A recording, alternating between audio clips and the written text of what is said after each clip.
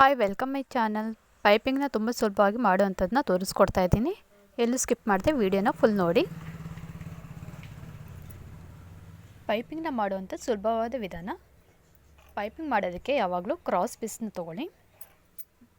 Cross ಪೀಸ್ನ triangle ಶೇಪಲ್ಲಿ stitch ಮಾಡಬೇಕು. ನೋಡಿ, ಕ್ರಾಸ್ ಪೀಸು ಟ್ರಯಾಂಗಲ್ ಶೇಪಲ್ಲಿ ಸ್ಟಿಚಿಂಗು.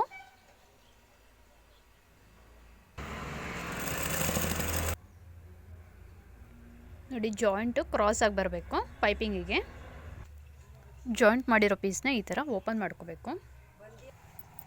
ನೋಡಿ, ಜಾಯಿಂಟ್ ಕೊಟ್ಟಿರೋ ಪೀಸ್ನ ಓಪನ್ ಮಾಡಿಕೊಂಡೆ ಬಾಡಿ ಪೀಸಿಗೆ ಅಟ್ಯಾಚಿಂಗ್ ಮಾಡಬೇಕು.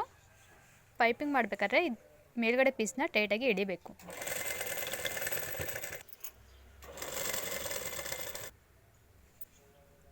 ಅಟ್ಯಾಚಿಂಗ್ ಮಾಡಾದ್ಮೇಲೆ ಇಲ್ಲೆಲ್ಲ ನ್ಯಾಚ್ ಮಾಡ್ಕೊಳ್ಳಿ. ನ್ಯಾಚ್ ಇಲ್ಲ ಅಂದರೆ ಕರೆಕ್ಟಾಗಿ ಪೈಪಿಂಗ್ ಟರ್ನ್ ಆಗಲ್ಲ.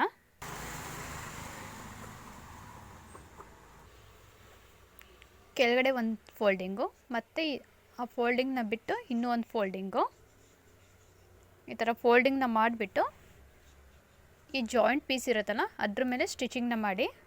ಆ ಕಡೆ ಈ ಕಡೆ ಎಲ್ಲೂ ಸಹ ಸ್ಟಿಚ್ ಮಾಡೋದಕ್ಕೆ ಹೋಗಬೇಡಿ.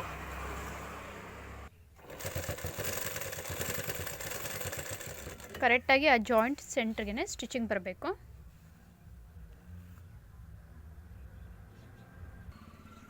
Inside piping folding.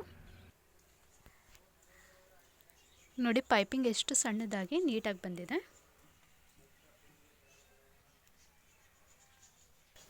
ಇನ್ನು ಯಾರೆಲ್ಲ ಸಬ್ಸ್ಕ್ರೈಬ್ ಆಗಿಲ್ವೋ ಚಾನಲ್ನ ದಯವಿಟ್ಟು ಸಬ್ಸ್ಕ್ರೈಬ್ ಮಾಡ್ಕೊಳ್ಳಿ. Thank you all watching. ಮಾಡೋದನ್ನ ಮರಿಬೇಡಿ.